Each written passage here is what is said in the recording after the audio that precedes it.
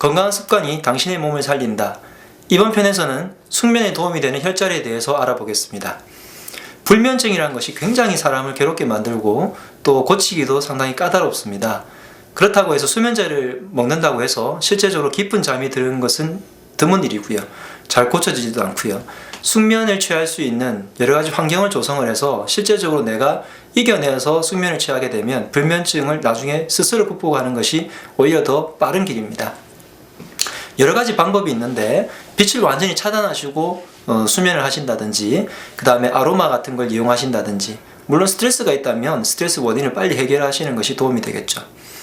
그 중에서 숙면을 조금 더 취할 수 있게 만드는 혈자리들이 있는데, 그 부분 중에서 아주 대표적인 혈자리가 예풍이라는 혈자리가 있습니다. 우리 몸의 신경이 이 귀 뒤쪽 부분에서 많이 나오게 되는데요, 척추 부분에서의 자율신경을 조절해주는 혈자리이기도 합니다.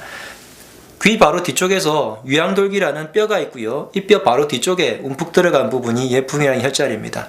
이 부분을 자극을 부드럽게 해주시고, 어떤 주머니 같은 거를 단단하게 만들어서 쌀 같은 걸로 채우셔가지고 이 부분에다가 부드럽게 해주신다든지, 아니면 아로마 같은 것을 수면에 도움이 되는 아로마, 진정시키는 아로마들 있죠. 그런 것들을 이 부분에 발라가지고 마사지를 해주시는 것도 도움이 되고요.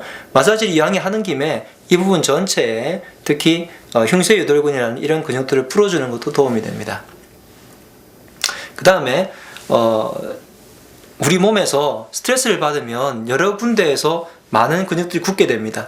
이런 근육들이 굳었을 때 견정 부분이 많이 딱딱해지고요. 어깨 윗부분 타고 올라가서 뒷목도 딱딱해지고, 그 다음에 날개 축지에도 많이 굳은 다음에 점점 타고 올라와서 태양열, 그리고 쭉 내려와서 교근이라고 부르는 턱관절까지도 영향을 미치게 됩니다. 그렇기 때문에 이 부분들 근육들을 다 풀어주게 되면 숙면에 훨씬 더 도움이 되는데요, 그 중에서도 태양열이라고 부르는 관자놀이 이 부분을 자꾸 자극을 해주시고 부드럽게 마사지 해주셔가지고 풀어주시면 도움이 되겠습니다. 다음에 머리 쪽에서 직접적으로 이렇게 영향을 주는 것도 좋겠지만, 상대적으로 발바닥 부분을 많이 관리를 해주시면 굉장히 수면에 도움이 됩니다. 특히 발 쪽에서 용천이라고 하는 혈자리가 이 부분에 있는데요, 이 부분을 주먹을 쥐셔가지고 아주 세게, 사실 자기 주먹으로 엄청나게 세게 두드려도 그다지 많이 아프진 않습니다.